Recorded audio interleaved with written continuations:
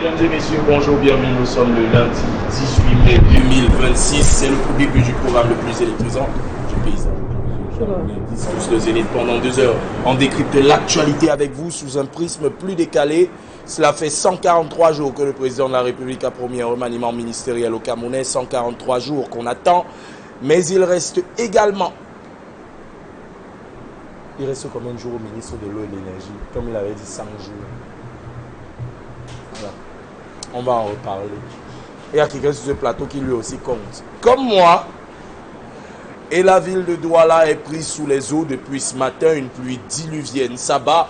Depuis hier nuit déjà, plusieurs quartiers se sont retrouvés les pieds dans l'eau.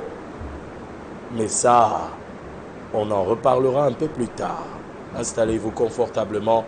C'est le début du Pâques. Jean-Paul Boyot, bonjour. Bonjour mon cher Cédric. Regarde ce matin, bonjour à toute la diaspora utile et consciente qui nous regarde. Bon début de semaine à tous. Ça fait combien de jours le ministre de l'énergie? Vendredi, on était à moins 97 jours. Aujourd'hui, on doit être à moins 94, c'est ça? Moins 95? Non. Aidez-moi. Vendredi, on était à moins 97 jours. Aujourd'hui, on est à moins 94. Voilà. 3 jours plus tard. Donc, il reste 94 jours au ministre de l'eau et de l'énergie pour régler la situation de l'énergie au Cameroun, de l'électricité au Cameroun. La pluie va l'aider un peu. Pamela Foumen, bonjour. Bonjour Cédric. Bonjour à tous ceux qui nous regardent ce matin, les spectateurs ce matin.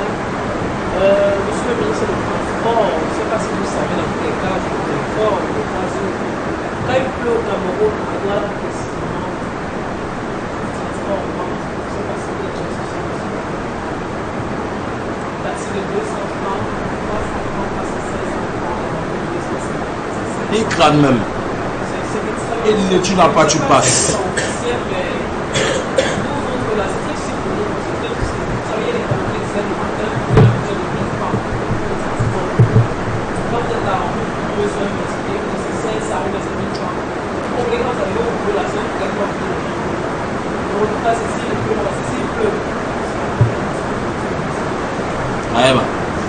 La situation est toujours aussi compliquée. Ah, comme dit quelqu'un, Diaboya, on va faire quoi? Belmondo Djouaka, qui est arrivé trempé jusqu'aux os aujourd'hui. Ça va aller, Belmondo? J'espère que ça va aller. Ça va aller, j'espère. Bonjour à vous, monsieur Dieu, bonjour à Manel et à nos téléspectateurs à travers.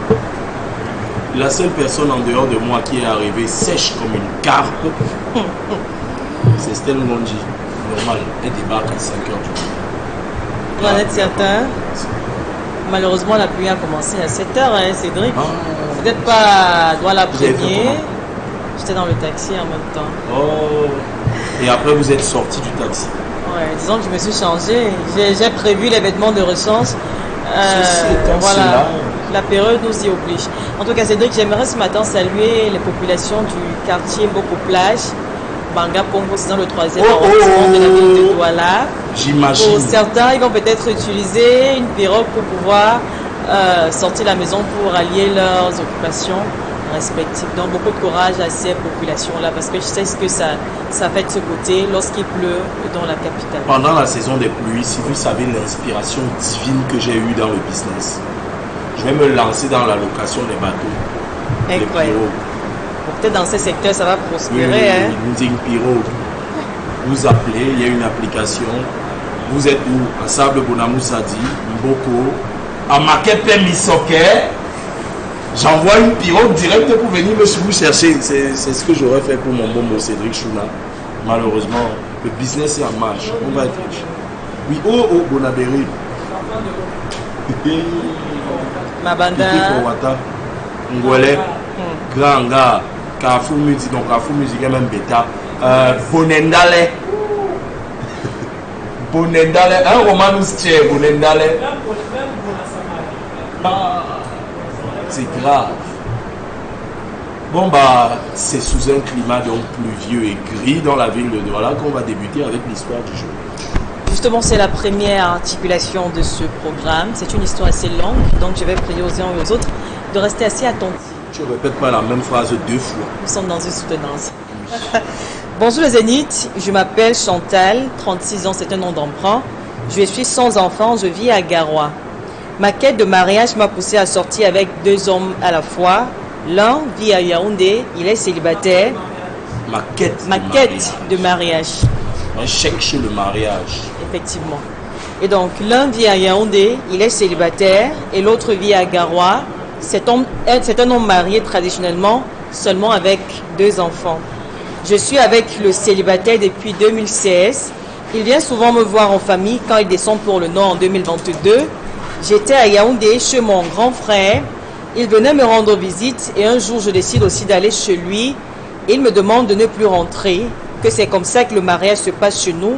Mais j'ai refusé de rester. Je suis donc retournée à Garoua. On a continué la relation. Et en 2024, il m'a invité à Yaoundé. Mais je n'ai pas pu honorer le rendez-vous question de travail. Et là, depuis quelques mois, je suis au chômage. Je lui demande si je pouvais venir pour changer d'air. Il ne fait que repousser le rendez-vous. Mais il s'occupe toujours bien de moi et de ma famille. Il dit souvent qu'il voyage beaucoup, jusqu'à m'envoyer souvent ses ordres de mission. Et en janvier dernier, il m'a envoyé un capital pour que je me lance dans une activité, alors que moi, je voudrais déjà me caser. On fait souvent des appels vidéo. Les nuits, est-ce qu'il me rassure qu'il est toujours célibataire? En 2023, j'ai fait la rencontre de l'homme marié ici à Garoua. Il est aussi très attentionné. Il me demande qu'on fasse l'enfant et à moi de lui dire qu'il n'a qu'à me prendre comme seconde épouse d'abord car je suis prête. Oui, j'y arrive quelques instants. Je lui ai fait comprendre que je suis prête à être sa seconde épouse, mais jusqu'ici, il ne m'a rien dit du tout. Et vu mon âge, je ne sais pas si je dois accepter la proposition de l'homme marié et rester dehors, donc c'est à Tisa, où je fais la surprise au célibataire en allant vivre avec lui à Yaoundé, car je n'ai pas la chance de rencontrer les hommes. S'il vous plaît, aidez-moi avec quelques conseils, j'en ai vraiment besoin. Donc, Jean, en gros, elle nous a pris pour une agence matrimoniale. C'est la raison pour laquelle elle nous écrit et elle est très très perturbée parce qu'elle dit qu'elle est une femme de nature qui ne côtoie pas trop les hommes ou alors que les hommes ne la côtoient pas très souvent. Une femme qui ne côtoie pas beaucoup d'hommes, elle en a des prétendants. Et donc, sa préoccupation, c'est de savoir où est-ce qu'elle pourrait lancer ses œufs, dans quel panier elle pourrait lancer ses œufs, dans celui de l'homme marié qu'elle a rencontré. Elle demande si elle passe de Tisa à deuxième femme ou alors si elle tape l'incruste chez l'autre. Tout à fait. Pas l'incruste, parce que c'est lui qui demande à ce qu'elle vienne vivre avec lui. Parce que le monsieur estime que d'après les traditions de la fille, la femme, lorsqu'elle doit aller en mariage, les choses ne se passent pas normalement. C'est l'homme qui vole d'abord la femme, c'est-à-dire il prend la femme, il dit avec la femme, et puis après, l'homme et sa famille, ils vont aller chez la famille de la fille pour dire, voilà, votre fille est chez nous depuis un certain temps, on voudrait de ce fait payer sa dot, donnez-nous ce qu'il faudra pour cela. Donc, c'est ce que le gars est en train de proposer à la fille, et elle a dit qu'elle ne sait pas ce qu'elle va faire. Du moins, s'est rapprochée auprès de ses soeurs lui ont fait comprendre que c'est comme ça que se passe le mariage chez nous. Donc, à toi de voir si tu vas accepter ce que ton gars te dit. Et donc, la fille, elle est un peu indécise, elle n'arrive pas à se décider. Est-ce qu'elle va accepter la proposition de l'homme marié qui ne voudrait pas faire d'elle sa seconde épouse, mais plutôt une sorte de tisa, puisqu'il propose de faire un enfant avec elle, ou alors accepter la proposition du célibataire qui jusqu'ici continue toujours à prendre soin d'elle et de sa famille, mais qui ne veut pas d'abord la marier pour qu'elle vienne vivre avec lui. Wow. Ok. Elle s'appelle comment? Chantal. Chantal. Chantal. Qu'est-ce que Chantal devrait faire? Accepter la proposition du célibataire qui lui dit viens d'abord, on tape le viens, on reste et le mariage on le fera en temps, ou alors devenir la deuxième femme? Parce que la deuxième femme de manière officielle. Il veut juste faire un enfant avec elle. Elle lui a fait comprendre que je ne suis pas prête à cela. Je voudrais que tu me légalises, que tu fasses de moi ta seconde épouse. Parce qu'elle précise qu'il n'a pas légalisé sa femme avec qui il est. Donc l'homme marié lui veut seulement l'enfant. Il veut juste l'enfant avec elle, qu'elle reste à l'extérieur. Il a 2 enfants avec sa femme. L'équation est-elle simple à résoudre, Jean-Paul Boyot? Alors, Marchand devrait-elle plus s'accrocher sur le célibataire ou alors sur l'homme marié. Je rappelle quand même qu'il y a un avantage que le type marié a, l'avantage géographique. Il est dans la même ville qu'elle. Est-ce que ça peut peser? Bon, avant toute chose, je voudrais d'abord préciser ce matin-ci que je ne suis pas expert en question matrimoniale. Ça c'est clair, ça on le sait. Je ne le suis pas, je ne suis pas marié. Vous êtes semi-célibataire. Je suis semi-marié. Et semi-célibataire. Quand je dis ça, je veux répondre rapidement à ma soeur Chantal qui pose un problème délicat ce matin. Mais avant toute chose, je voudrais dire que celle qui choisit de se marier pour une mauvaise raison composte bien son ticket pour le divorce rapide. C'est-à-dire que voilà Chantal ce matin qui veut seulement se marier. Elle ne sait pas si elle est amoureuse. Elle ne sait pas s'il faut seulement se marier avec un homme qui est à Yaoundé ou à celui qui est son voisin ou alors celui qui a les mêmes croyances qu'elle ou alors simplement elle veut un homme. Elle veut vraiment un homme. Et elle a bien commencé à l'entame de son récit. Elle dit que sa quête du mariage, elle reconnaît qu'il y a un problème. Or, quand on veut se marier, c'est de dire se marier à tout prix, c'est très mauvais pour une femme. Il faut toujours éviter. Et même, c'est valable pour les hommes, hein, c'est-à-dire que tous les hommes là qui veulent à tout prix, là, il y a ceux-là qui, à partir de ils sont fixés à ce qu'on appelle les limites d'âge. Il faut qu'à 30 ans, je sois déjà marié. C'est très dangereux parce que quand il arrive à 29 ans et qu'il n'a pas encore de compagne, au mi-temps de l'année 30, qu'est-ce qu'il fait? Il tombe sur une femme et puis il est parti, il s'est marié. Ça y est, il s'est marié. À 31 ans et demi, il a divorcé. Pour les mauvaises raisons. Mauvaise raison, parce qu'il ne sait pas pourquoi est-ce qu'il s'est marié. Lui s'est marié juste parce qu'il s'est fixé l'objectif d'âge. Il y a ceux qui viennent aussi, ils tombent dans cette histoire-là que non. Vraiment, il faut que celui qui va m'épouser soit celui avec qui on cause très bien. Mais il y a la causerie avant mariage et la causerie après mariage. Et même pendant. Tout ça, il faut que ce soit l'amour qui dirige quelqu'un vers la raison du mariage. Si cela n'est pas existant, si cela est inexistant, il ne faut pas s'aventurer. Vraiment, on risque de tomber dans un mauvais piège. Et dans l'engrenage de ce matin, on voit une femme qui est entre deux relations. Je ne sais pas si elle copule dans ces deux relations. Je ne sais pas si elle copule dans ces deux relations. Mais toujours est-il qu'elle a un monsieur qui est déjà marié, avec qui elle a une très bonne relation, puisque les conversations sont déjà passées au stade de je veux l'enfant. Et il y a un monsieur dont la distance géographique fait que bon, voilà, on se retrouve à 1000 lieues de l'amour et on n'arrive pas à le conjuguer normalement au quotidien. Moi, je pense qu'il faut que Chantal se mette d'abord en tête et cherche à savoir si elle aime un de ces deux-là. Ce n'est pas en ayant deux stades qu'on parvient à faire le meilleur classique. Non, non. D'ailleurs, on ne joue même pas d'abord un match dans deux stades. Il faut se focaliser sur un seul homme. Vous mettez tous vos crabes dans un même panier. Le jour où ça va mourir, ça meurt. Le jour où ça réussit. Mais on dit souvent qu'on ne met pas tous ses œufs dans le même panier. Non. Parce que faire comme ma soeur Chantal fait là, c'est faire de la bordellerie saine. Waouh. C'est sainement être une bordelle. Et il ne faut pas que les filles soient comme ça, en disant qu'il faut que j'ai 2 gars, il faut que j'ai 3 gars, et je vais choisir parmi les 3 gars. Il faut qu'elle aime un seul. Est-ce qu'elle l'aime parmi les deux là, elle l'aime? Est-ce que Madame Gondigo, lorsque vous discutiez, est-ce qu'il y a eu ce mot-là que j'aime X, je n'aime pas Y? Non. C'est ça le problème. On est dans ce qu'on appelle les relations ambiguës. Est-ce qu'on peut, aimer 2 personnes? C'est impossible. C'est impossible. Il y a toujours un moment où. Déjà, même quand c'est tout petit comme ça, il n'y a pas de la place. Monsieur dit d'abord, on ne peut même pas aimer 2 personnes. Ouais, c'est clair. Pas avec la même intensité. Laisse même l'intensité. On n'aime pas 2 personnes. On va apprécier un, on va aimer un autre. Peut-être parce que l'autre a les belles lèvres roses, comme les filles sont devenues ce qu'elles sont aujourd'hui. Lorsqu'un homme a les belles lèvres roses, elle aime. Ce que je veux dire, moi, c'est conseiller à ma jeune soeur. Je ne sais pas quelle âge elle a, Chantal, 36 ans.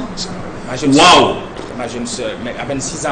36 ans, mon vieux. Du 36 coup, ans. Ma soeur, c'est plus une bleue. Hein. Oui, c'est pas une bleue, c'est une femme. Je pense que l'homme de Yaoundé t'a donné assez d'indices pour te montrer combien il était attaché à toi. Un homme qui te donne de l'argent pour te faire un fonds de commerce, pour te lancer dans une activité d'autonomisation. Parce que c'est ce qui manque aujourd'hui aux femmes. Beaucoup de femmes vont se marier parce qu'elles ne sont pas autonomes. Financièrement, elles ne sont pas là, elles sont sous le joug de l'homme. Or, lorsqu'un homme vous Mais apparemment, d'après le récit que je suis, Jean-Paul, Chantal, c'est pas trop l'autonomisation qui est son problème. Elle veut être madame quelqu'un. C'est ce que je dis. Et avoir des enfants. C'est ce que je dis, c'est dit. À 36 ans, je comprends. À 36 ans, je comprends le niveau de pression sociale qui se tape dans son cerveau. Mais je pense qu'aujourd'hui, si je veux faire simple, sans être dans le jugement, je pense qu'il faut qu'elle prenne son train, qu'elle aille voir ses parents, qu'elle dise à ses parents que papa, je suis amoureux d'un monsieur, mais je voudrais d'abord, avant d'y aller, parce que je souhaite y aller, je voudrais qu'il vienne vous rendre visite, que vous en discutiez et qu'à la fin, on trouve un terrain d'attente pour que moi, je puisse avoir mon homme, faire ma vie. À 36 ans, il faut déjà, évidemment, pour une femme, c'est important. Mais attention, je ne dis pas qu'être célibataire à 36 ans, c'est une mauvaise chose. Je dis simplement qu'à 36 ans, dès lorsqu'une femme émet le vœu d'être en couple, c'est important. Je pense que c'est le sens de la maturité aussi pour une femme. Mais pas aller dans la course contre la montre pour avoir à tout prix un homme. Sinon, ce sera un homme qui va te battre, te bastonner tous les jours dans le mariage, te traiter d'une femme qui ne sait rien faire dans le foyer, etc. Je m'arrête là, c'est pour ce matin. J'espère que ma soeur Chantal aura compris mes conseils. D'accord. Pamela Fomen, certes, j'ai l'impression que dans le déroulé de Jean-Paul, il penche beaucoup plus pour le célibataire. Parce que, bon, c'est le célibataire. Encore que, parce qu'il y a des indices qui pourraient trahir dans le texte. Ils font des appels, c'est ça, des appels vidéo dans la nuit. Et du coup, ça la rassure qu'il est certainement encore célibataire. Est-ce qu'il lui a encore refait la proposition, de venir s'installer? Ouais, il avait fait la proposition, elle n'a pas pu honorer à son rendez-vous faute de travail, puisqu'à ce moment elle travaillait encore. Oui. C'est vrai qu'actuellement elle est au chômage. Quelques temps après, elle a fait la proposition à son tour au gars de venir s'installer, mais elle dit qu'il n'a pas encore réagi jusqu'ici. Elle voudrait, c'est pas dans ses décisions, aller s'installer avec lui par surprise, puisqu'elle connaît exactement où est-ce qu'il réside, puisqu'il attendait cela. Il n'a plus du tout fait allusion à cela jusqu'ici. Donc c'est elle qui est en train de proposer d'aller. Justement, Pamela, y a-t-il pas un piège? Aujourd'hui, hier, il veut que vous veniez vous installer avec lui. Vous dites que vous n'êtes pas d'accord. Demain, c'est vous qui voulez. Il n'aborde plus le sujet. Il vous aide à distance. Il vous envoie de l'argent pour un fonds de commerce, vous faites des appels vidéo, vous semblez rassuré du fait qu'il soit potentiellement encore célibataire. Mais est-il toujours aussi célibataire que ça? Moi, je vais vous donner un conseil d'abord et donc je qui me regarde sur YouTube. La vie est saine. Et la vie, c'est un choix. On le dit de manière triviale. La vie, c'est un choix. Si tu refuses de choisir, ça veut dire que tu as choisi. Dans nos familles, on lui dit que si le mariage ne vient pas, fais ton enfant. C'est connu. À défaut du mariage, l'idéal serait que, à un certain âge, que tu ne fasses pas le viens, on reste. Un homme vient, il rencontre tes parents, qu'il fasse un portrait porte, qu'il fasse la dot, mariage civil, mariage religieux. Voilà ce que tout parent aimerait pour son enfant. À défaut de l'un, même pour le mariage, vous n'accouchez pas. Je n'avais jamais entendu ça avant. Non. Je suis désolé, sauf que vous avez les problèmes de conception. Mais si tout est ok, tout est carré. 36 ans, elle n'a pas d'enfant, c'est ça? Vous devez faire vos enfants, vous n'attendez pas le mari. Et ça me surprend, ça me gêne même qu'à cet âge encore, vous êtes toujours embarrassé. Vous voulez le chic, le chèque, le choc. Non, ça ne se fait pas. À un moment donné, suivez votre cœur. Parce que celui qui est célibataire, il dit toutes les fois il est en mission. Donc vous allez épouser un monsieur qui ne sera pas là pour vous. Il serait toujours en déplacement, ça serait un problème. Si vous voulez un homme qui a de l'argent, arrangez-vous à ce qu'il ne soit pas toujours disponible pour vous et qu'il ne sache pas parfois faire l'amour. À défaut de ça, vous choisirez un homme qui est toujours là pour vous, il fera bien l'amour, mais il n'aura pas le jet, il n'a pas l'argent. La vie, c'est un choix. Vous avez un homme marié qui va certainement prendre soin de vous, il ne va pas vous épouser. À côté, vous avez un célibataire qui sera absent, mais qui prendra soin de vous. Voilà dans quoi il se retrouve. Mais en quoi est-ce que l'enfant doit être impliqué, que ce soit dans l'un ou bien dans l'autre cas? Non. Si elle est là parce qu'elle veut faire son enfant, eh bien qu'elle choisisse la personne qui va s'en occuper de son enfant. Le mariage, c'est tout autre chose. Parce que l'homme marié est clair dans sa décision. Si tu entres dans ma vie, c'est pour l'enfant, pas plus que ça. Donc demain, ne nous ramène pas une histoire qu'un homme t'a enceinte, il ne veut pas t'épouser. Tu n'auras pas raison. Par contre, tu as un autre homme qui est célibataire, qui jusqu'ici investit bien dans ta vie, il veut ton progrès. Il t'a même proposé, sauf que toi, tu veux absolument le mariage. Les gens disent au cachet que tu veux le beurre, l'agent de beurre, le livreur de beurre, l'entreprise pour amener le beurre. Tu veux tout à la fois. Ce n'est pas possible, ma chérie. C'est pas possible. À 36 ans, je ne veux pas dire que c'est tard, mais je crois que tu serais déjà un peu plus avancé, tu aurais déjà fait le bon choix et vite fait, à 36 ans, tu hésites encore. Est-ce que je dois faire l'enfant? Est-ce que je dois me marier? Le mariage, encore oui, mais l'enfant, si tu me regardes ce matin, tu commencerais par te bouger sur ce côté, surtout si tu n'as pas de problème. Moi, je lui dirais tout simplement de suivre son cœur. À aucun moment, il nous parle de sentiments. Il ne lui dit pas dans l'histoire que j'aime l'autre. Je n'aime pas l'autre. Oui, il ne parle pas de sentiments. C'est pour ça que je suis un peu embarrassé. Est-ce qu'on peut aimer deux personnes avec la même intensité? Ne parlez pas de sentiments. Nous également, ça nous embarrasse. Sinon, on vous aurait dit de manière très facile et très lucide que suivez la personne que vous aimez. On ne peut pas vous demander d'aller sortir avec un homme marié. Et puis, il faut le dire, dans le parcours d'une jeune fille, il y a toujours un moment dans la vie où un homme veut épouser. Qu'on ne se mente pas. Ça peut arriver tôt, ça peut arriver tard. Ça peut arriver à 18 ans, on estime qu'on est jeune. Ça peut arriver à 35 ans. Je veux dire, il n'y a pas un âge de fille, mais ça arrive toujours. Je ne sais pas si pour Chantal, elle est arrivée un peu plus jeune. Elle a estimé que non, elle a toute la beauté qu'il fallait. L'homme là ne me mérite pas. Parce que je leur dis toujours, quand j'ai l'occasion, il faut forger avec son chéri. Vous avez 22 ans, un homme vient vers vous, dites que non, je peux espérer mais à 30 ans. Ça, c'est la pression sociale. Quand vous voyez une femme poser ce genre de problème, ça veut dire qu'elle est déjà stressée dans sa famille, ses cousins sont mariés, ses amis ont des postes de responsabilité dans la société, elles ont déjà des enfants. En fait, elles sont déjà casées. Et elle, en retour, elle n'a ni l'un ni l'autre. Pas de travail, pas d'enfants, pas de mari. La pression sociale. Il faut diminuer les critères, chère jeune dame, c'est qui nous écoute ce matin. Les filles de 18 ont trop de critères. Je veux un gars beau, je veux un gars chaud, je veux un gars qui a les dos, je veux... À partir de 20 ans, elle diminue un critère. À 30 ans, elle diminue un autre critère. À 35 ans, comme c'est le cas, 36 ans, c'est ce que tu me donnes, je fais avec. Non, il ne faudrait pas qu'on en arrive là. Il ne faudrait pas qu'on arrive là. Moi, je lui dirais, ma chérie, écoute ton cœur. Si tu n'aimes personne des deux, choisis notre personne que tu vas aimer. Parce que l'amour que tu auras pour cette personne, c'est le même amour que tu donneras à ton enfant. Si tu n'aimes pas une personne, tu vas faire l'enfant avec la personne. Tu n'aimeras pas cet enfant. Et c'est l'enfant qui payera le prix. Donc, si tu aimes l'homme célibataire qui vit dans une autre ville et qui est prêt à en assumer, même s'il demande le viol reste, si tu l'aimes, je ne suis pas dans ton cœur, mais je mise plus sur l'amour. Si tu l'aimes, vas-y, fais d'abord l'enfant. L'enfant, c'est d'abord pour la mère. N'en déplaise à certaines personnes qui nous regardent. L'enfant, c'est d'abord pour la mère. Maintenant, si vous estimez que vous aimez l'homme marié parce qu'il prend bien soin de vous, en conséquent, il ne va pas vous épouser, faites l'enfant avec l'homme marié. Je préfère m'arrêter là. Apparemment, je ne sais pas, mais entre de Jean-Paul à Pamela, je ressens qu'on a un léger penchant du côté du célibataire toujours. Je ne sais pas pourquoi, mais j'ai cette impression fugace. Belmondo Djouaka, vous pencheriez pour quoi ou pour qui dans cette histoire?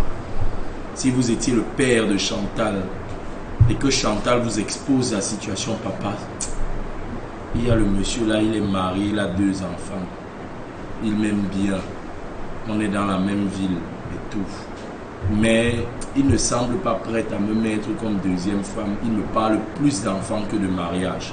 Mais de l'autre côté, on a Elvis, célibataire, enfin je crois, qui n'a pas d'enfant. Il a même voulu à un moment donné que je vienne vivre avec lui et tout, et qui devait faire les procédures en tout temps. Mais papa, j'ai peur que le viol reste s'éternise. Je lui ai demandé d'attendre. Maintenant, quand je suis prête à partir, il ne pose plus la problématique là sur la table. Et il dit qu'il voyage beaucoup. Papa, je fais comment? Je choisis qui? Si c'est moi, son père, il choisit personne. Il choisit personne. Personne des deux. Pourquoi? Parce qu'elle n'aime personne des deux. Elle n'aime personne. Le mariage, c'est fondé d'abord sur l'amour.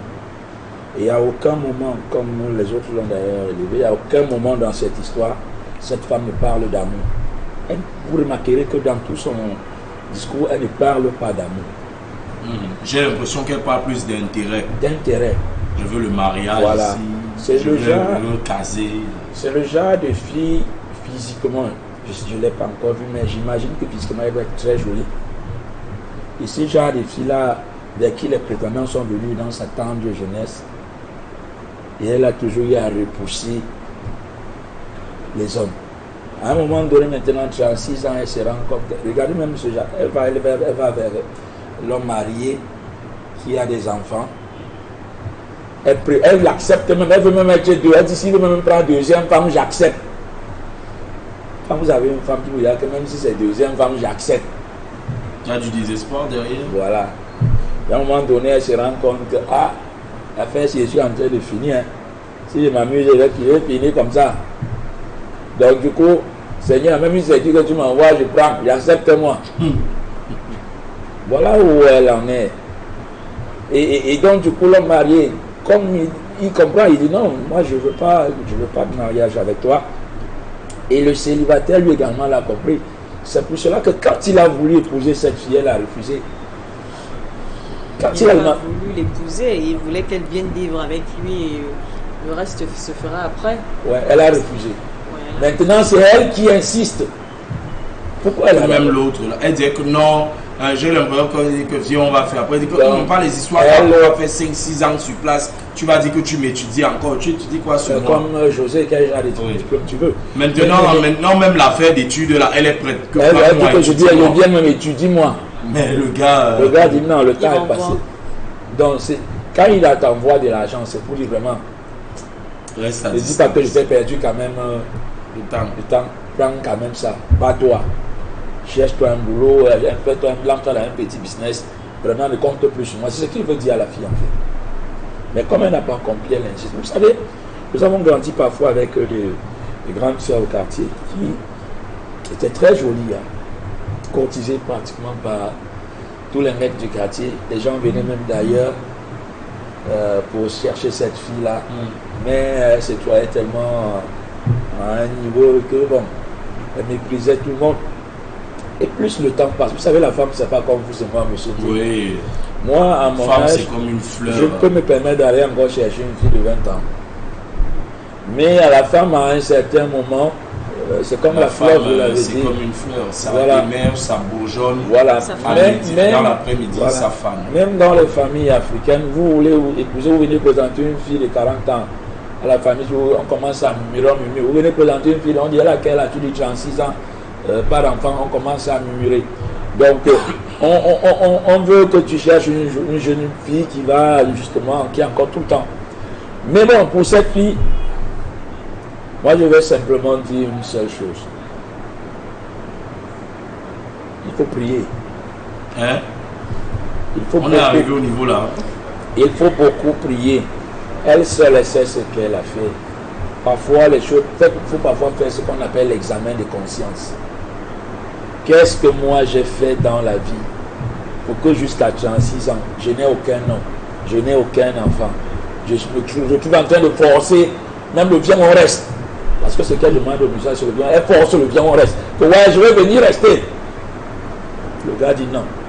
Fais-toi un examen de conscience. Où est-ce que tu as fauté? Il rectifie le tir. On dit qu'il n'est jamais trop tard. Mais fais ton examen de conscience et tu comprendras ce qui parfois t'arrive. Pourquoi juste aujourd'hui, les hommes ne veulent pas de toi, les hommes ne veulent pas te caser. Peut-être que c'est ton attitude, peut-être ton comportement qui ne plaît pas. Essaye de voir tout ça, mais ne force pas. Ne va pas rester chez un homme, parce que si tu insistes à aller rester chez un homme, quand il n'a pas besoin de toi, c'est le calvaire, ça serait la galère. Okay. Parce qu'à la moindre, il va te rappeler que qui t'a même d'abord appelé, je t'ai jamais appelé. Voilà, donc ne forcez pas. Parfois, je suis d'accord avec Pamela sur un point, quand vous avez la possibilité, si le mariage, malheureusement, toutes les femmes peuvent pas se marier. Hein. Je suis désolé, même en termes de, si vous regardez en termes déjà, les femmes, elles sont 3 fois plus nombreuses que les hommes. Donc, si on dit un homme, une femme, il est clair que il est clair. Il y a les pédés dedans, il y a tout ça.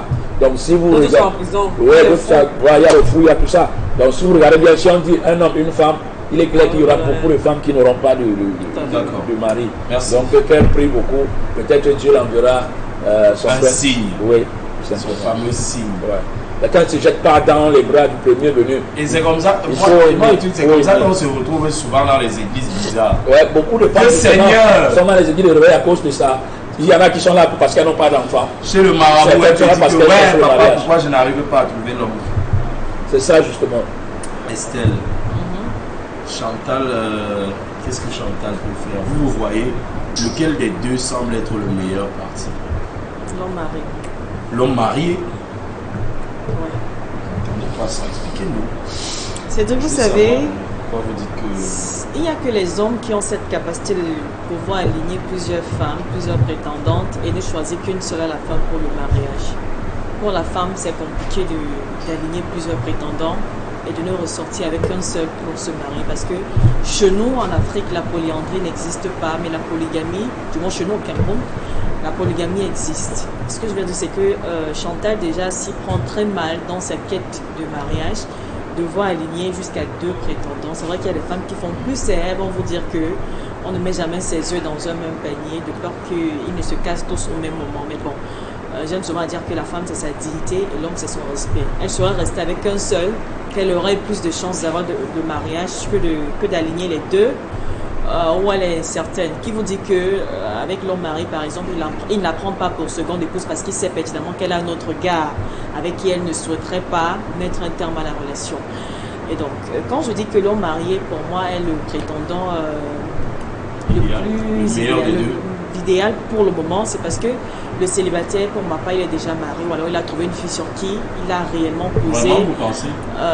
Oui, je pense cela parce qu'aujourd'hui, quand elle veut venir vers lui, le gars ne fait que décaler les rendez-vous. Il repousse les rendez-vous parce qu'il a tellement misé sur elle. Ils ont fait pratiquement 10 ans. Elle dit qu'ils sont rencontrés en 2016, nous sommes en 2026, donc ça fait 10 années déjà par là. Oui, ça fait 10 ans. Et en 10 années, vous convenez avec moi que c'est vrai qu'il n'y a pas une date bien précise de fiançailles pour déterminer la période de fiançailles. Pour moi, 10 ans, c'est quand même beaucoup d'être avec quelqu'un qui ne vous a ni officialisé ni faire un enfant. Bon, je mets ça entre parenthèses. Et dès le moment où son fiancé, c'est pas son fiancé, son gars de Yaoundé, le célibataire, lui a fait comprendre qu'il voulait qu'elle vienne vivre avec lui sous prétexte que chez eux, le mariage se fait par l'arrachage, on sait pas, par enlèvement, oui, par enlèvement. Elle se serait rapprochée auprès de sa famille à elle pour savoir effectivement comment se passe le mariage chez eux. Ça, elle ne l'a pas fait, elle n'a pas cherché à savoir. C'est vrai, elle s'est renseignée auprès de ses sœurs, mais ce ne sont pas les sœurs qui font le mariage. Il y a quand même le père et les oncles, si le papa ne dit plus, et il y a les oncles, il y a les grands-parents et autres, sont eux qui sont à même de devoir se prononcer sur cette question de mariage et non ses sœurs. Donc, ça ne l'intéressait pas. Réellement parlant, elle n'était pas intéressée par le mariage avec le monsieur célibataire. Et donc, c'est la raison pour laquelle elle s'est retrouvée avec l'homme marié qui, visiblement, dans leur tradition, il ne leur est pas interdit d'avoir 2 épouses. C'est la raison pour laquelle elle dit que c'est lui actuellement qui est à même de pouvoir, c'est pas, jouer en sa faveur. J'en viens à Belmondo Djaka. Et donc, la préoccupation de Chantal ce matin, c'est de savoir qui est-ce qu'elle doit choisir parmi les deux. Pour moi, le célibataire, c'est à la mettre de côté. Maintenant, il y a des femmes qui n'ont pas de problème à devoir accepter la 2e place. Si elle estime qu'elle est prête à accepter la 2e place, qu'elle reste figée sur ses positions et qu'elle dise à l'homme marié concrètement, si tu veux de moi, tu dois passer par la voie légale, tu m'épouses en tant que seconde épouse. Je n'ai pas de problème à devoir accepter la polygamie. Chacun sait ce qu'il peut être bien pour lui. Lui, il veut un enfant. C'est ça que je suis en train de dire à Chantal ce matin, qu'elle essaye de se poser les bonnes questions. Est-ce que sa priorité c'est l'enfant à tout prix ou alors le mariage à tous les prix? Si elle voudrait l'enfant, qu'elle se laisse tout simplement aller avec l'homme marié. Mais si c'est le mariage et l'enfant qu'elle veut, qu'elle se vende très moins cher devant cet homme marié afin qu'il la prenne pour seconde épouse. Pour moi, la polygamie, c'est pas interdit. La polygamie est bien légale chez nous au Cameroun. C'est pas un péché. Et donc, si elle voudrait accepter sa place de 2e épouse, qu'elle pose ses conditions à l'homme marié tout simplement. Et s'il ne veut pas qu'elle se sépare de lui, elle continue à prier comme Belmondo Djaka l'a dit.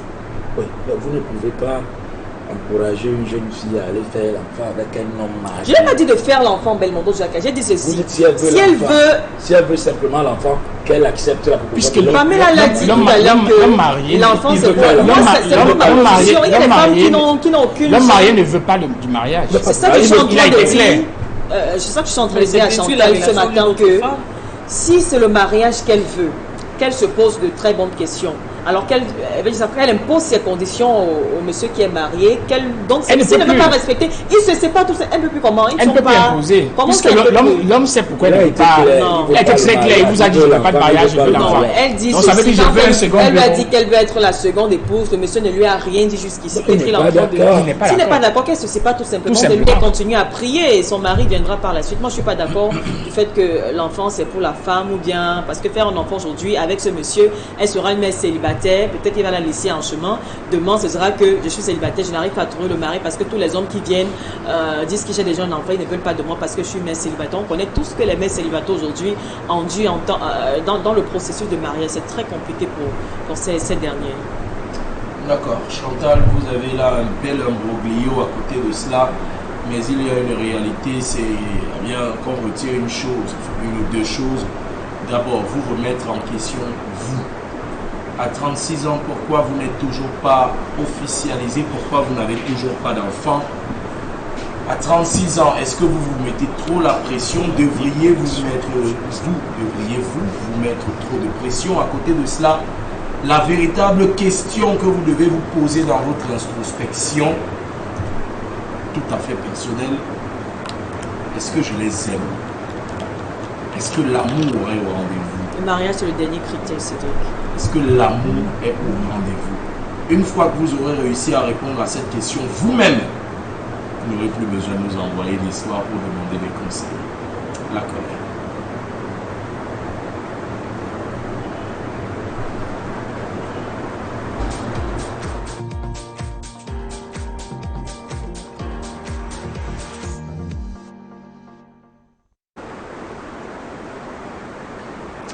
La dénonciation de ce matin interroge la notion et la déconnexion de la jeunesse camerounaise vis-à-vis du concept d'unité nationale. Au Cameroun, l'unité nationale est un vieux refrain que l'on chante chaque année du 20 mai avec une ferveur institutionnelle intacte, mais dont la jeunesse semble de plus en plus ignorer les paroles profondes. 53 ans après le concept flotte toujours dans les discours officiels comme un drapeau bien levé. Il ressemble davantage à un chapitre lointain de manuel scolaire qu'à une expérience vécue. On célèbre l'unité nationale comme une évidence historique, alors qu'elle peine parfois à se traduire en réalité sociale. La jeunesse camerounaise, pourtant majoritaire, devrait être le cœur battant de cette idée. Elle devrait porter en elle la mémoire des luttes fondatrices, la conscience des fractures surmontées et bien plus, la volonté de construire un destin commun. Mais comment se sentir lié à un concept que l'on apprend sans le vivre, que l'on récite sans le ressentir, que l'on commémore sans jamais le voir à l'œuvre dans les institutions du quotidien? L'unité nationale devient alors une formule, une bannière, presque un rituel administratif, mais rarement une conviction nourrie par l'expérience. Le déphasage commence dès l'école. L'histoire de l'unité nationale est souvent enseignée comme un récit, figé, vidé de ses tensions, de ses drames et de ses véritables enjeux. On présente l'unité nationale comme un acquis définitif, jamais comme une construction fragile qui exige justice, reconnaissance absolue et équité. La jeunesse camerounaise hérite ainsi d'une mémoire amputée, polissée par les programmes où les contradictions du pays sont souvent lissées au profit d'une narration officielle sans aspérité. On apprend les dates, mais on oublie les blessures. On enseigne l'événement, mais rarement le sens, et c'est bien ça, le sens de tout l'enjeu. Pendant ce temps, la réalité sociale de notre pays parle un autre langage. Le jeune qui sort diplômé mais rejoint les rangs du chômage comprend mal en quoi l'unité lui ouvre les perspectives. Celui qui observe les privilèges distribués selon les réseaux plutôt que le mérite se demande où se cache l'égalité des chances. Celle qui grandit dans un quartier sans eau, sans emploi, sans accès réel aux opportunités, entend parler de vivre ensemble, mais expérimente au quotidien l'inégale répartition des possibilités. L'unité nationale est donc proclamée. L'unité nationale qui est proclamée se heurte à l'injustice vécue et dans ce choc, Le concept perd ainsi toute sa substance. Car l'unité nationale n'est pas une simple fusion géographique. Elle suppose un pacte moral. Elle implique que chaque citoyen puisse croire qu'il a sa place, que son effort compte, que ses droits valent autant que ceux d'un autre. Or, lorsque la gouvernance paraît distante, lorsque la justice sociale reste une promesse reportée, lorsque le mérite cède devant le passe-droit, la jeunesse camerounaise cesse de voir la nation comme un projet commun. Elle l'aperçoit comme un espace fragmenté où chacun tente de survivre selon les moyens et les connexions de sa chance. Le plus préoccupant est que cette déconnexion ne produit pas toujours de révolte visible. Elle engendre souvent quelque chose de plus silencieux et plus durable, c'est-à-dire l'indifférence. Une génération qui ne croit plus vraiment au récit national ne le combat pas forcément. Elle s'en détache. Elle rêve de l'ailleurs, elle investit dans le départ. Elle mise sur l'exil, physique ou intérieur. Le drapeau continue de flotter, mais il ne parle plus à tous avec la même intensité. Ainsi, 53 ans après, la question n'est pas seulement de savoir si notre jeunesse est encore connectée au concept d'unité nationale. Il convient plutôt de se demander si le pays lui offre encore des raisons tangibles d'y croire. Une nation ne se transmet pas par décret. Elle se rend désirable par l'exemple, la justice et la confiance des gouvernants. Et peut-être qu'au fond, la plus grande réussite de notre célébration nationale est d'avoir réussi à faire défiler une jeunesse au nom de l'unité, tout en la laissant grandir dans un pays où elle apprend de plus en plus tôt. Le véritable passeport pour réussir ici donc n'est pas la nation commune, mais la capacité de s'en extraire, voire de s'en détacher. L'unité nationale qui se célèbre donc dans 48 heures, la 54e édition. J'ai envie de poser une question simple. Vous mettez quoi dans l'unité, vous? Quand vous dites unité nationale, vous mettez quoi dedans? De vivre ensemble. Vivre ensemble. Mais pas le manger ensemble. Vivre ensemble. Je retiens vivre ensemble ou manger ensemble? Mais pas le manger ensemble. Ah, vivre ensemble, mais pas le manger ensemble. C'est tout? Ça, l'unité, non. Vous mettez quoi à l'intérieur, Belmondo? Cohésion sociale. Cohésion sociale, c'est tout? Oui, vous êtes libre de rajouter autre chose. Non, je m'arrête là. Vous mettez quoi à l'intérieur? Vivre ensemble. Vivre ensemble. Tout simplement. Vous ne rajoutez pas, mais pas le manger ensemble comme là. Jean-Paul Boyo, vous mettez quoi dans unité? Unification, Unification. à partir de la date du 20 mai 1972. Moi, je mettrais quelque chose de plus large. L'unité nationale, c'est la cohésion sociale.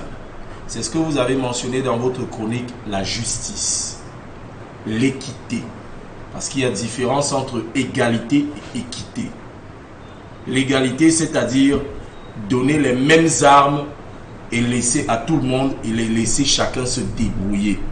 Maintenant, l'équité, c'est qu'on est conscient que dans la société, tout le monde n'a pas les mêmes potentialités, tout le monde n'a pas les mêmes chances. Alors on fait tout pour mettre le plus faible au niveau du plus fort.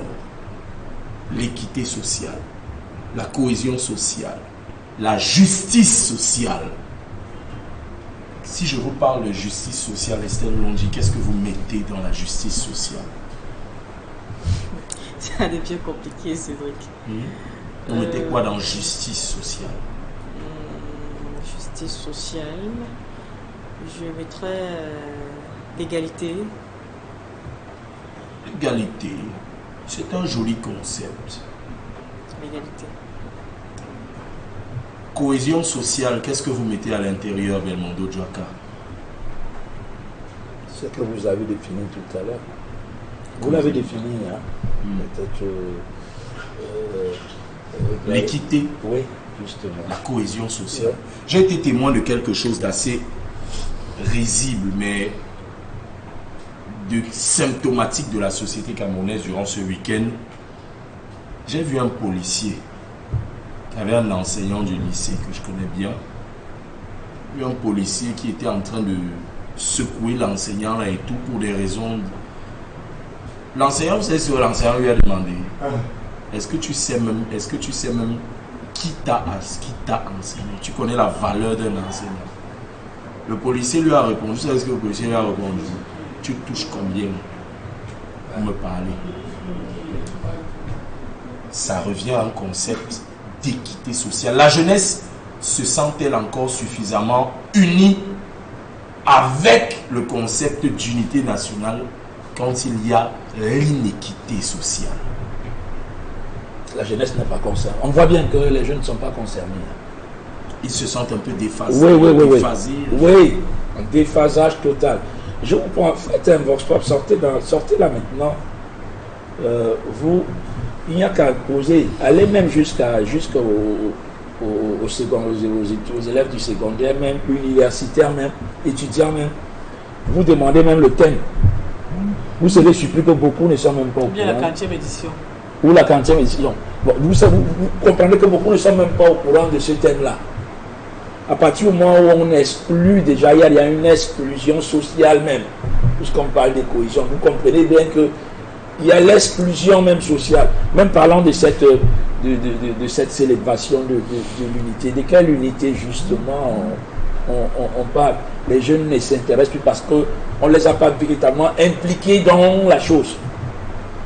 Donc, quand on ne les implique pas, pourquoi voulez-vous qu'ils s'intéressent à ça? C'est ça le problème.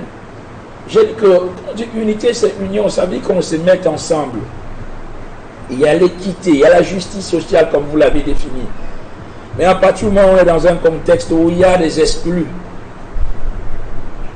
où il y a même eu des tromperies dès la base, parce que parfois on parle d'unité, il faut qu'on revienne un peu pour comprendre exactement l'origine justement de la fête de l'unité. Pourquoi est-ce qu'on célèbre le 20 mai? Il faut déjà commencer par expliquer ça aux gens. Pourquoi le choix de la date du 20 mai? Pourquoi le choix de la date du 20 mai, puisqu'on sait qu'il y en a qui contestent même cette date. Donc il y a eu tromperie dès le départ, il y en a qui jusqu'aujourd'hui, se disent avoir été trompés dès le départ.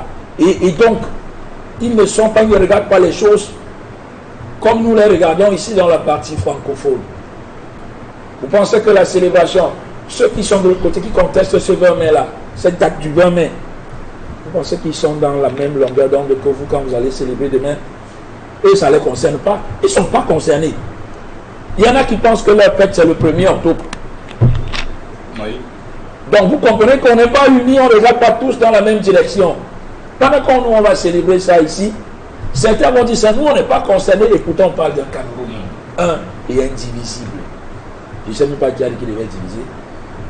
Mais bon, c'est ceux qui ont peur justement qui insistent sur le mot indivisible. Parce que le fédéralisme, c'est pas divisé. Les États fédéraux, on peut en citer des exemples. Le Nigeria à côté. Voilà, donc c'est pas la division. Donc ceux qui ont mis le concept indivisible, malheureusement, nous on l'approche souvent. Mais bon, on ne devrait même pas en arriver là. D'accord. Estelle Ngonji, la jeunesse, selon Belmondo Djouaka, semble n'avoir rien à faire de cette fête de l'unité. Comment en est-on arrivé à ce, entre guillemets, à ce je m'en foutisme de la jeunesse par rapport à une célébration ancrée dans l'histoire même lointaine et contemporaine de notre pays? Cédric, pour répondre à cette question, j'aimerais en poser une autre. Quand on parle d'unité, je pense que le terme unité renvoie à la force. Quand on s'unit, c'est pour qu'ensemble nous soyons plus forts afin de pouvoir vaincre ensemble les épreuves à venir. Mais si la jeunesse estime, ou alors on a laissé comprendre, fait croire à la jeunesse qu'elle est délaissée à elle-même, comment est-ce que vous voulez que cette jeunesse se sente concernée par la fête de l'unité au Cameroun? Notre jeunesse aujourd'hui se sent abandonnée. Nous les jeunes, nous nous sentons abandonnés quand nous avons un État, un gouvernement qui ne se soucie pas de ce que nous serons après avoir fait des formations. Un jeune aujourd'hui, après être sorti de l'université par exemple, qui peine à pouvoir s'intégrer dans le domaine professionnel. Un jeune aujourd'hui, après sa formation, qui ne trouve pas de travail, qui risque sa vie dans les eaux, dans les forêts, dans le désert, pour trouver un avenir meilleur, parce que son État l'a complètement Parler de ceux qui veulent aller à l'étranger. Ceux qui veulent aller à l'étranger à tout prix, à tous les prix, qui finissent par payer le prix dans les mers, dans les déserts, parce qu'ils se sont sentis vais dire ça comment, mis à côté. L'État ne leur a pas donné de quoi croire encore en lui, je vais dire ça comme ça, Cédric. Et donc, avec tous ces aspects, si on prend tous ces exemples, on comprendrait clairement que nous, les jeunes, on nous a complètement mis de côté en ce qui concerne l'unité nationale du Cameroun. Quand on parle du 20 mai, Belmondo l'a rappelé, on nous a réduits au défilé. Chaque 20 mai, vous allez là, mercredi, vous verrez des enfants qui vont chanter, qui vont faire des chants sur le 20 mai. Le 20 mai, tu es l'attente de notre indépendance et bien d'autres choses. On va glorifier quelqu'un. On va glorifier. On va chanter au nom de quelqu'un, toujours qu'il est toujours shoga. Donc c'est tout ce qu'on va chanter là. Et pourtant, la réalité, elle est tout autre. Donc, pour ma part, les jeunes aujourd'hui au Cameroun ne se sentent pas unis. Il n'y a pas une sorte d'union. Parce que, en ce qui concerne le chômage au sein des jeunes, l'unité, le manque d'unité prend son sens où il y a quand même une partie de jeunesse, Cédric, qui trouve quand même des grâces auprès du gouvernement parce qu'elles appartiennent à un certain parti politique. Oui, donc c'est vrai que je ne voulais pas ramener le point de la politique sur ce débat, mais c'est une réalité extrêmement énorme et pour d'autres ils souffrent parce qu'ils font partie de l'opposition, j'ai envie de dire les choses telles qu'elles sont et c'est un peu chagrinant puisque nous parlons de l'unité nationale du Cameroun. Il y a qu'on se questionne réellement sur le sens de cette célébration même. Lorsque chaque année, Pamela, il y a des jeunes qui fuient le Cameroun pour s'expatrier, peut-être par des voies normales pour certaines et d'autres par des voies illégales, chaque année on a des centaines, voire des milliers de jeunes qui quittent le Cameroun. Le 20 mai parle-t-il encore autant à la jeunesse camerounaise? Non, je pense pas. La jeunesse camerounaise, elle est sourde, elle est muette, elle est aveugle. Tout le monde veut partir. Tout le monde veut partir. On est dans un pays dans lequel seuls ceux qui ont les longs bras qui ont plus d'opportunités. Je vais dire, le sens de la méritocratie a foutu le camp. On n'avait qu'à voir la série de reportages que nous faisons depuis un moment, ce qui concerne les docteurs, qui sont des personnes qui, en principe, devraient avoir une place de choix dans notre société. Mais aujourd'hui, on va vous dire, si vous ne connaissez pas quelqu'un derrière quelqu'un, vous n'en avez pas la preuve. Même les concours au Cameroun, pour être dans la fonction publique, certains concours nécessitent absolument de l'argent. Et combien de parents... Oui, c'est pas un montant quand même à la portée du Camerounais moyen. Ça demande beaucoup, des millions de francs CFA. Combien de Camerounais peuvent en avoir? C'est le pouvoir d'achat. C'est pourquoi les jeunes n'ont qu'une seule solution. Partir, peu importe le moyen. Que ce soit par eau, dans l'air, terrestre, peu importe le moyen. Tout ce que les jeunes veulent, c'est seulement partir. Quand on parle d'unité, forcément, c'est un jour férié, mercredi. Ils seront là. Beaucoup ne comprendront pas, ils seront là parce qu'ils ne peuvent pas sortir, on interdit, non, les activités, on ferme les activités, mais combien comprennent l'essence, même la genèse même de la célébration du 20 mai. En fait, ce qu'il faut retenir, c'est que les Camerounais sont carrés désormais. On a longtemps entendu les discours. On est au niveau de la concrétisation. Qu'est-ce que le Camerounais doit retenir pour cette 54e édition de la célébration de la fête de l'unité nationale? Qu'est-ce qui va changer que l'année prochaine, lorsqu'on célébrera la prochaine édition, on pourra peut-être revenir sur l'année dernière en disant qu'il y a une telle progression. Du moment où il n'y a pas du concret, nous sommes fatigués des discours chaque année. On est dans un pays où on veut, lorsque tu sors de l'école, on disait à l'école, non, nos amis qui n'ont même pas trop fréquenté, mais à qui nous ne pourrons même pas ouvrir la bouche pour leur dire quelque chose, ils vont nous rappeler que mais toi tu as été à l'école, tu as tes diplômes, est-ce que tu peux me parler? C'est à ça qu'on réduit les Camerounais. Alors que nous on nous disait qu'aller à l'école, quand vous allez à l'école demain, vous serez... Exactement, mais aujourd'hui, ceux qui ne sont pas allés, pas tous en tout cas, mais pour la plupart, ils sont bien. Et c'est nous qui les appelons, nous qui sommes allés à l'école, pour leur dire qu'on fait comment sur le week-end, tu ne m'envoies pas quelque chose. Pourtant, nous avons rassuré que nous, en allant à l'école, on devrait subvenir aux besoins de nos familles. Finalement, on ne sait pas, on va à l'école, mais on ne va pas. À côté de cela, eh bien, les jeunes semblent désormais en déphasage même avec l'histoire de l'unité nationale au Cameroun. Le 11 février, par exemple, qui devait commémorer la marche que beaucoup de jeunes ont fait, justement, pour revendiquer un certain nombre de choses et dont beaucoup ont perdu la vie. On a occulté en appelant fête de la jeunesse, au lieu de journée de commémoration du sacrifice de nombreux jeunes. Le 20 mai, journée fête nationale de l'unité camerounaise, unit-elle toujours autant les jeunes? À côté de cela, eh bien, on a une classe, ce qu'on appelle les jeunes d'en haut en haut et les jeunes d'en bas en bas. La deuxième catégorie semble beaucoup, mais alors beaucoup plus nombreuse que la première catégorie. Beaucoup de jeunes disent, on s'est battu, on est allé à l'école et finalement, on a donné les possibilités à une autre jeunesse, une jeunesse beaucoup plus complaisante. Alors c'est désillusionné que de nombreux jeunes désormais prennent le chemin des routes, des airs, de la mer et des déserts, parfois au péril même de leur vie. Et pour ceux qui restent sur place, ils n'ont désormais plus qu'un seul mot à la bouche. On va faire comment? On leur a laissé 3 choses, les réseaux sociaux, l'alcool et les scandales. Ils regardent l'avenir, mais ils ne voient plus rien. Rien d'autre que je veux voir mes enfants grandir. Fête de l'unité, sommes-nous tous unis? Sommes-nous tous au même pied d'égalité? Chacun peut se poser la question. On marque une courte pause.